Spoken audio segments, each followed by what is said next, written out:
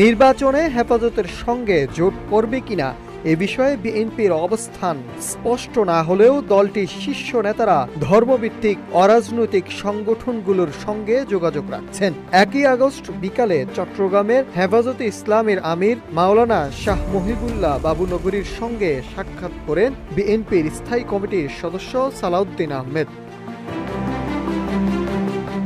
সালাউদ্দিন আহমেদ সাংবাদিকদের এক প্রশ্নের জবাবে বলেন, হেফাজতে ইসলামী একটি অরাজনৈতিক সংগঠন, তবে এই সংগঠনের সঙ্গে থাকা কয়েকটি রাজনৈতিক দল ও গোষ্ঠীর সঙ্গে আমরা আলাপ আলোচনা করব। নির্বাচনে জোট হবে কিনা সেটা সময় ও রাজনৈতিক বাস্তবতা অনুযায়ী নির্ধারিত হবে, তবে এখনো আনুষ্ঠানিকভাবে হেফাজতে ইসলামের পক্ষ থেকে এ বিষয়ে কোনো কিছু জানায়নি। তিনি বলেন, ফ্যাসিস্ট সরকার বিরোধী আন্দোলনে হেফাজতের অবদান রয়েছে। দেশনেত্রী